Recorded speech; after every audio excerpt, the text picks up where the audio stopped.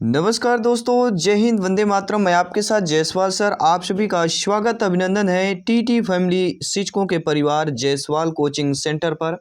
Powered by शिक्षा ही प्रकाश है। शिक्षा में ज्ञान देती है, संस्कार देती है और ये शिक्षा का प्रचार प्रसार आपको करना है। तो चलिए शुरुआत करते हैं। पर्यावरण अध्ययन के प्रैक्टिस पेपर अभ्यास प्रश्न पत्र मॉडल पेपर नंबर 17 की बात करेंगे। आज बिल्कुल एकदम से अलग ही आपका मॉडल पेपर प्रश्न पत्र बनाया गया है। एक अलग ही लेवल के यहाँ पे 30 महत्वपूर्ण प्रश्न करेंगे। आई होप आपको कॉन्फिडेंस के साथ बोल रहा हूँ, ये 30 प्रश्न ऐसे लगेंगे यूट्यूब इतिहास में पहली ऐसी क्लास होने वाली है और मेरे द्वारा भी ऐसी पहली क्लास होने वाली है। तो बहुत ही इंटरेस्टेड यह आपका प्रैक्टिस पेपर है। तो चलिए शुरुआत करते हैं। और इसके पहले प्रैक्टिस पेपर की लिंक आपको आई बटन पर दे दी गई है। सारे सब्जेक्ट के प्रैक्टिस पेपर आपको मिल जाएंगे। तो चलिए 30 प्रश्नों की एक क्लास रहेगी। 30 में से आप लोगों का फीडबैक क्या है, आप लोगों का स्कोर क्या है, नीचे कमेंट बॉक्स में अवश्य बताइएगा। पहला प्रश्न है, घास भूमि में पेड़ घासों को पारिस्थितिकी प्रतिस्थापन के रूप में प्रतिस्थापित नहीं कर सकते हैं। प्रश्न को रिपीट करेंगे। घास भूमि में पेड़ घासों को पारिस्थितिकी प्रतिस्थापन के रूप में प्रतिस्थापित नहीं कर सकते हैं क्योंकि पहला जो ऑप्शंस दिया गया है कि सीमित सूर्य प्रकाश और पोषक तत्वों की कमी होती है, कीट तथा कवक, जल तथा आग की कमी विकल्पों में से कोई नहीं। आप जानते हैं, समझते हैं भावी अध्यापक अध्यापिकाएं हैं कि घास भूमि में पेड़ घासों को पारिस्थितिकी प्रतिस्थापन के रूप में प्रतिस्थापित नहीं कर सकते हैं क्योंकि सीमित सूर्य प्रकाश और पोषक तत्वों की कमी होती है। पहला ऑप्शन सही हो जाएगा क्योंकि पारिस्थितिकी तंत्र जो इकोसिस्टम होता है, इसमें एक समुदाय द्वारा दूसरे समुदाय को धीरे धीरे परिवर्तित करना होता है। दूसरा प्रश्न है जो आप लोगों की स्क्रीन पर आ चुका है, बहुत ही अच्छी बेहतरीन क्लास होने वाली है। वह पौधे जिसमें पुष्प उसके पूरे जीवन काल में एक ही बार आता है कहलाता है पॉलीकॉर्पिक, मोनोकॉर्पिक, मोनोगोमोस या मोनोजेरिक। जेनेरिक की बात कर रहे हैं।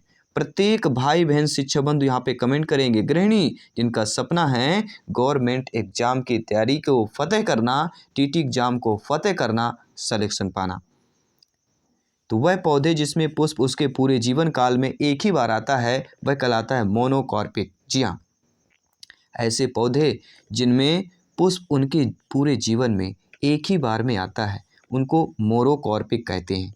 ये पौधे फूल आने के पश्चात मृत हो जाते हैं। जैसे बांस का जो है मोनोकॉर्पिक का आता है, एक बार इस बांस पे फूल आता है तो फिर बांस की वे लाइफ ख़त्म हो जाती है। ठीक है, फिर बांस फिर नीचे से फूटता है। तीसरा प्रश्न दिया गया है, सभी यहाँ पे कमेंट करेंगे। आउट ऑफ 30 में से आप लोगों का फीडबैक क्या है, बेहतरीन एक्सपीरियंस के साथ कमेंट कीजिएगा। मध्य प्रदेश के किस नगर में प्रदेश का उच्च न्यायालय स्थित है? भोपाल, जबलपुर, ग्वालियर, इंदौर। सभी कमेंट कीजिएगा। मेरे सभी शिक्षक बंधु कमेंट कीजिएगा, फीडबैक कीजिएगा। और हमेशा एक बात हमेशा याद रखना, खोल दे पंख मेरे कहता है परिंदा, खोल दे पंख मेरे कहता है परिंदा, अभी और उड़ान बाकी है, जमीन नहीं मंजिल मेरी, अभी पूरा आसमान बाकी है। साथियों, कमेंट आ चुका है कि मध्य प्रदेश के किस नगर में प्रदेश का उच्च न्यायालय स्थित है। अगर आपका जवाब जबलपुर है, बिल्कुल सही कह रहे हैं। चौथा प्रश्न आ चुका है, हम बात करेंगे पारिस्थितिकी तंत्र इकोसिस्टम में प्राथमिक उत्पादक होता है औरत अर्थात महिला, पुरुष, पौधे, जीवाणु। सभी कमेंट कीजिएगा। तो पारिस्थितिकी तंत्र में प्राथमिक उत्पादक कौन होता है? सभी जानते हैं पौधे होता है।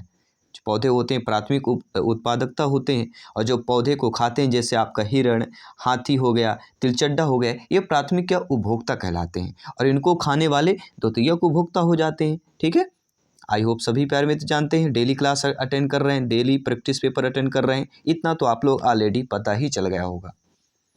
कोमास बीज में पाए जाते हैं, लंबे रेशे पाए जाते हैं, पंख पाए जाते हैं, बाल पाए जाते हैं या हुक या कांटा पाए जाते हैं। सभी कमेंट कीजिएगा। मेरे सभी शिक्षक बंधु, मेरे सभी प्यारे प्यारे भाइयों की प्यारी प्यारी बहनें, गृहिणी, सभी कमेंट कीजिएगा। अपनी तैयारी को जांचें, परखें और एग्ज़ाम के पहले बेहतरीन फीडबैक करिएगा। तो कोमास बीज में पाए जाते हैं, क्या पाए जाते हैं? लंबे रेशे पाए जाते हैं। यहाँ पर आप लोगों का पहला ऑप्शन जो है सही हो जाएगा। छठा प्रश्न दिया गया है, कि प्रायद्वीपीय भारत की सबसे लंबी नदी कौन सी है? नर्मदा, गोदावरी, महानदी, कावेरी। सभी कमेंट कीजिएगा।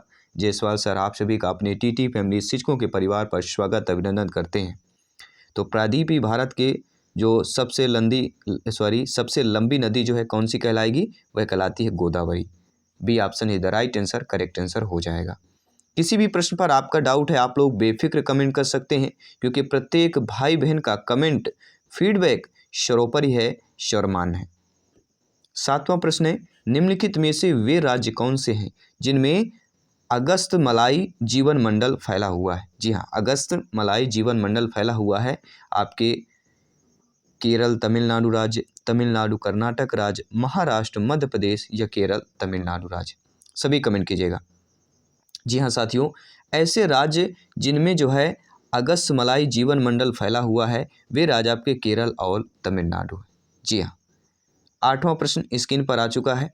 बेहतरीन प्रश्न है, बेहतरीन फीडबैक आप लोगों को चाहेंगे इस प्रश्न पर कि भारत में निम्नलिखित में से किस क्षेत्र में विविध अंतः समुद्री पेड़ पौधे तथा प्राणी जात का संरक्षण करने का जैव रिजर्व अर्थात बायो रिजर्व है? प्रश्न को रिपीट करेंगे, प्रश्न बहुत ही अच्छा है कि भारत में निम्नलिखित में से किस क्षेत्र में विविध अंतः समुद्री पेड़ पौधे तथा प्राणी जात का संरक्षण करने का जो जैव रिजर्व बायो रिजर्व है वह साथियों अंडमान और निकोबार द्वीप समूह की बात करेंगे।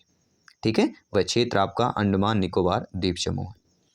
9वां प्रश्न है, भारत के किस राज्य में अनुमानतः कोयले के विशालतम सुरक्षित भंडार उपलब्ध हैं? आंध्र प्रदेश, बिहार, नवनिर्मित झारखंड समेत, मध्य प्रदेश, नवनिर्मित छत्तीसगढ़ समेत या उड़ीसा? सभी कमेंट कीजिएगा। सभी मित्रों को जय हिंद, वंदे मातरम, इंकलाब जिंदाबाद। एग्जाम को फतेह करना है, आउट ऑफ 150 में से 125 प्लस का स्कोर प्राप्त करना है तो प्रत्येक भाई बहन शिक्षक बंधु का कमेंट फीडबैक सर्वोपरि है। तो भारत के किस राज्य में अनुमानतः कोयले के विशालतम सुरक्षित भंडार उपलब्ध हैं? आपके हम बात करेंगे बिहार, नवनिर्मित झारखंड समेत। बिहार झारखंड पहले एक ही थे जैसे मध्य प्रदेश छत्तीसगढ़ थे। ठीक है, और झारखंड सभी लोग परिचित होंगे, उत्तराखंड सभी लोग परिचित होंगे। आइए बात करते हैं अगले प्रश्न की। भारत में ध्वनि प्रदूषण स्तर की स्वीकार्य सीमा क्या है? 1635 डेसिबल, 40 से 45 डेसिबल, 70 से 100 डेसिबल या 10 से 15 डेसिबल? देखिए साथियों, भारत में ध्वनि प्रदूषण स्तर की स्वीकार्य सीमा 40 से 45 डेसिबल तक ही है। ठीक है, इतना डेसिबल जो है भारत सरकार या गवर्नमेंट जो रूल है उसके अकॉर्डिंग यहाँ पे पॉसिबल है। अगला प्रश्न स्पोर्ट जीके से है आपका कि वाटर पोलो में प्रत्येक टीम में कुल कितने खिलाड़ी होते हैं? 7, 9, 5, 4? सभी कमेंट कीजिएगा। बेहतरीन मौका है आपके पास अपने प्रिपरेशन को बेहतर करने का, अपने प्रिपरेशन को एग्जाम के पहले जांचने परखने का। तो वाटर पोलो में प्रत्येक टीम में कुल कितने खिलाड़ी होते हैं? सभी जानते हैं टोटल 7 खिलाड़ी होते हैं। आइए सभी खिलाड़ियों संबंधित ये प्रश्न आ सकता है, खेल और खिलाड़ियों की संख्या जान लेते हैं। देखिए क्रिकेट और खिलाड़ी में सभी पता होगा टोटल आपके कितने होते हैं, तो 11 खिलाड़ी होते हैं आपके। और रग्बी और फुटबॉल की बात करें 15 खिलाड़ी होते हैं। बेसबॉल और खो खो में 9 खिलाड़ी होते हैं। नेटबॉल और वाटर पोलो में 7 खिलाड़ी होते हैं। वॉलीबॉल में 6 खिलाड़ी होते हैं। अगला है बास्केटबॉल में 5 खिलाड़ी होते हैं। किससे होते हैं? बास्केटबॉल में 5 खिलाड़ी होते हैं। और आपके पोलो में भी 4 खिलाड़ी होते हैं। और टेनिस और बैडमिंटन में 1 या 2 खिलाड़ी होते हैं। तो आई होप ये अच्छे तरीके से आपने समझ लिया होगा। आइए बात करते हैं अगले प्रश्न की। मध्य प्रदेश में पर्यटकों का प्रमुख आकर्षण का केंद्र खजुराहो के मंदिर निम्नलिखित में से किस जिले में है? आपके बिस्सा जिले में, छतरपुर में, रीवा में, पन्ना में? सभी कमेंट कीजिएगा। तो मध्य प्रदेश के पर्यटकों का प्रमुख आकर्षक का केंद्र खजुराहो के मंदिर निम्नलिखित में से किस जिले में है? जो हमारा पड़ोसी जिला है छतरपुर, और हम सतना जिले के निवासी हैं। काफ़ी सारे आप कमेंट आते रहते हैं सर आप कहाँ से हैं, तो सतना जिला से हम लोग, और हमारा पड़ोसी जो ज़िला है छतरपुर है। यहीं जो है खजुराहो मंदिर निम्नलिखित में से ज़िले में है, पन्ना जिले के पड़ोसी कह सकते हैं। ठीक है, तो यहाँ पे भी ऑप्शन सही हो जाएगा। अगला प्रश्न आप सभी का, ब्रह्मपुत्र नदी उद्गम से लेकर डेल्टा तक निम्नलिखित में से किन किन देशों को पार करती है? तिब्बत, चीन, म्यांमार, वर्मा, भूटान, नेपाल, भारत, चीन, भारत और बांग्लादेश, भारत, बांग्लादेश, म्यांमार, वर्मा। देखिए प्रत्येक भाई बहन को शिक्षा बंधु को 5 सेकंड का वक्त दे दिया जाता है आपको फीडबैक करने के लिए। तो ब्रह्मपुत्र नदी उद्गम से लेकर डेल्टा तक निम्नलिखित में से किन किन देशों में पार करती है? वह है चीन, भारत और बांग्लादेश। ची भा बा, ची भा बा, यानी पहले का ची, दूसरे का भा और अन्य का बा लिख लीजिए। ठीक है, चिमाबा की बात करेंगे, ची भाबा।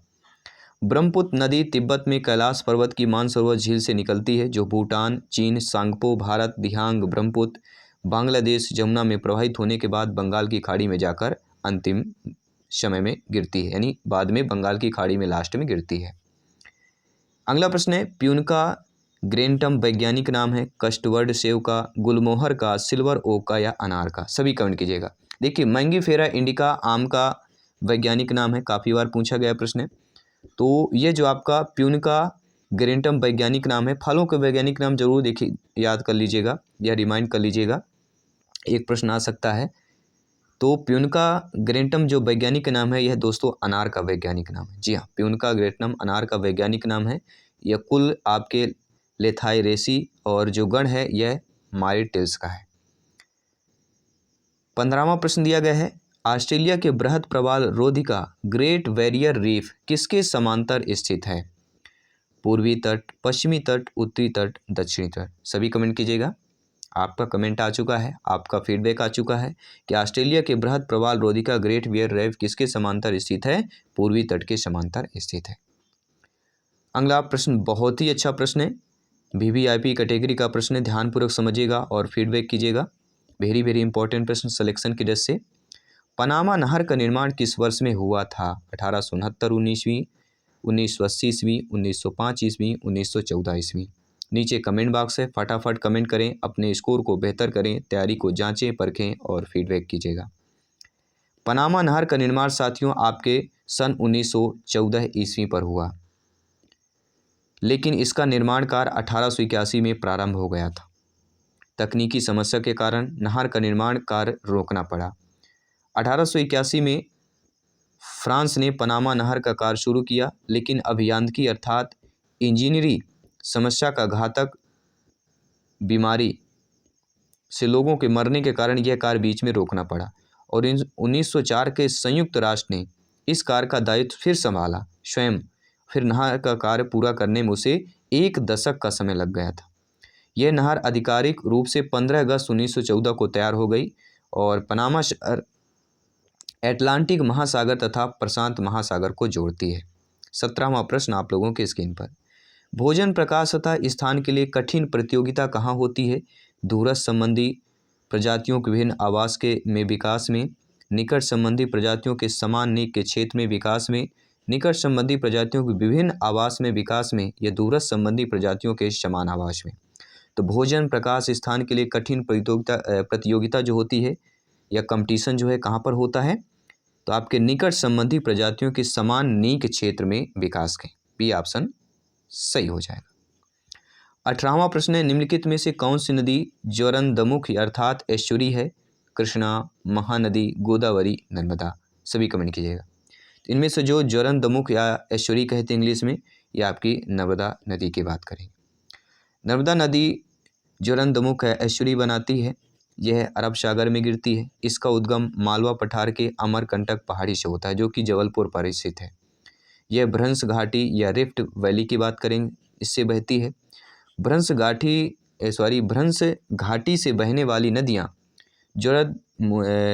ज्वारंदमुख अर्थात एस्चुरी का निर्माण करती हैं और इस नदी की टोटल लंबाई 1312 किलोमीटर है। तो नर्मदा नदी की लंबाई टोटल कितनी है? 1312 किलोमीटर। आइए बात कर लेते हैं अगले प्रश्न की। अगला प्रश्न स्क्रीन पर है, वह कौन सा एंजाइम है जो दूध को वही स्कंदित कर देता है? यहाँ पे दूध होना चाहिए, मिसप्रिंट हुआ है, ठीक है, दूध।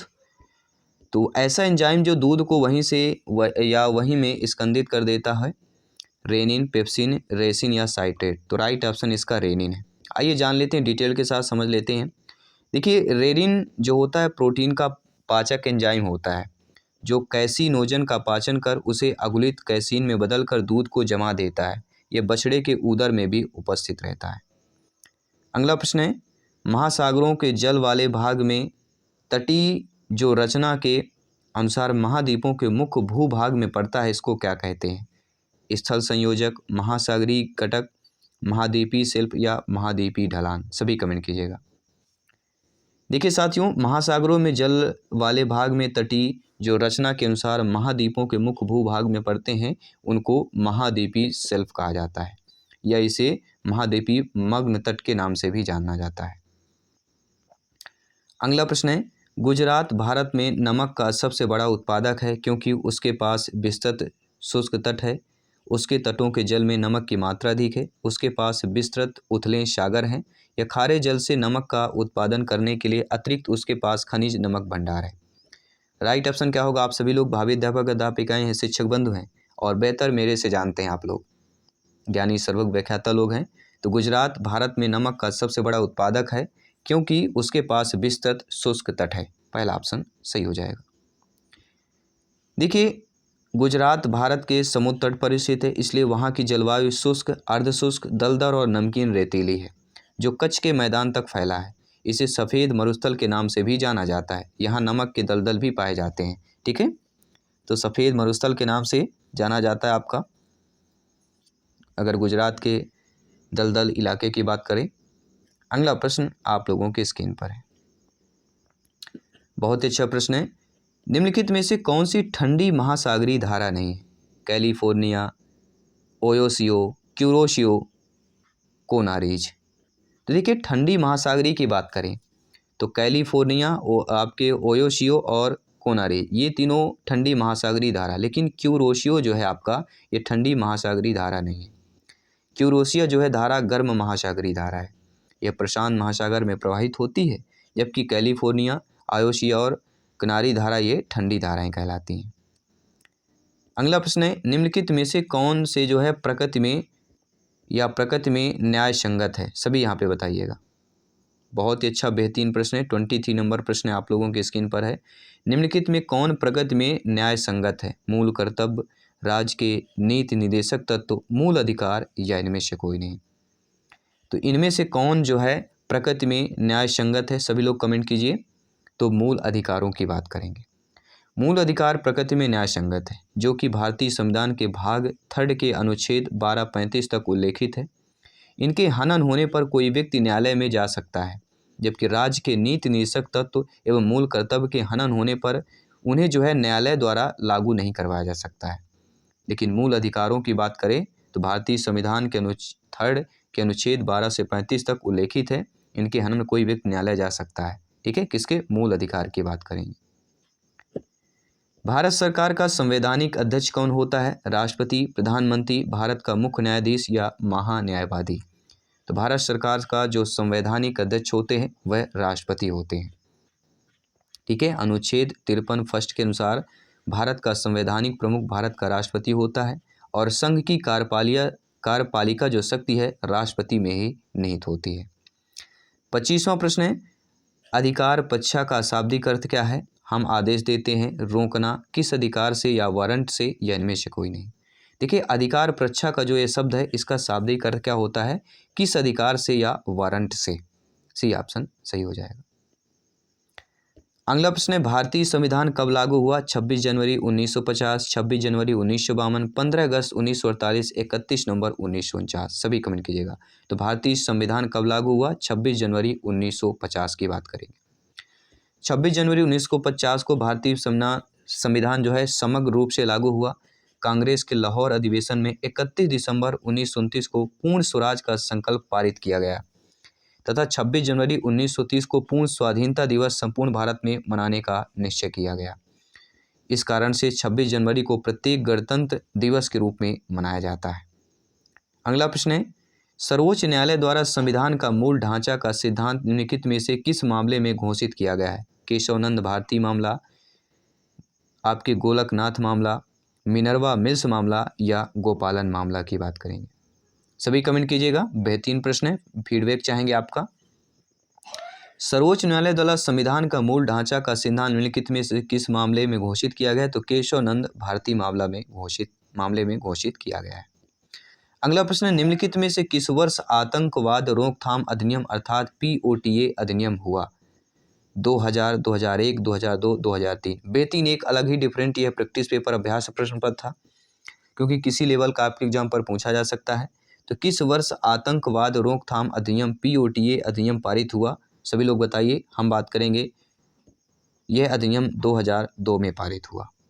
जी हाँ, आतंकवाद रोकथाम अधिनियम POTA को 2002 में लागू किया गया। इसका उद्देश्य आतंकवाद से लड़ना था, लेकिन यह कानून अब आपका समाप्त किया जा चुका है। 29वां प्रश्न है जो स्क्रीन पर है, निम्नलिखित में से क्या पर्यावरण शिक्षा का लक्ष्य है? देखिए, पर्यावरण शिक्षा का लक्ष्य क्या होता है? बच्चों में वैज्ञानिक जानकारी का विस्तार करना, बिल्कुल सही है। बच्चों को उनके परिवेश का महत्व समझाना, ये भी सही है।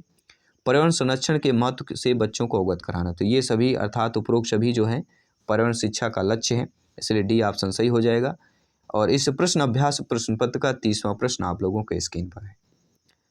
स्कूलों में पर्यावरण शिक्षा का उद्देश्य बच्चों को ज्ञान, दृष्टिकोण और कौशल प्रदान करने का है, ताकि वे सही अर्थों में पर्यावरण को बेहतर बनाने में सक्षम हो सके और संधारणीय विकास के उद्देश्य को प्राप्त करने में योगदान दे सकें। तो यहाँ आई थिंक मुझे लगता है पहला ही ऑप्शन सही हो जाएगा। तो ये हम 30 महत्वपूर्ण लाजवाब प्रश्न कर चुके हैं और 30 में से आप लोगों को फीडबैक अवश्य बताइएगा। और दोस्तों, अंत में इतना कहूँगा, एक लाइन सभी शिक्षक बंधुओं के लिए, कि जब भी पढ़ाई करने बैठें तो ये सोचें कि आखिरी बार पढ़ रहा हूँ, कल मेरा एग्ज़ाम है। यकीनन इस सोच के साथ की गई तैयारी एक अलग लेवल की होगी और आप बड़े से बड़े एग्ज़ाम आसानी से पास कर जाएंगे, क्योंकि जीवन की हर समस्या ट्रैफिक की लाल बत्ती की तरह होती है। यदि हम थोड़ी देर प्रतीक्षा कर लें तो वहाँ हरी हो जाती है। धैर्य रखें, प्रयास करें, समय बदलता ही है, सिलेक्शन अवश्य मिलेगा। मेहनत, तैयारी जारी रखें। मैं आपके साथ जयसवाल सर, मिलता हूँ जल्दी नेक्स्ट क्लास पर, अगले प्रैक्टिस पेपर अभ्यास प्रश्न पत्र पर। सभी मित्रों को जय हिंद, वंदे मातरम, शुभ रात्रि, धन्यवाद सभी का।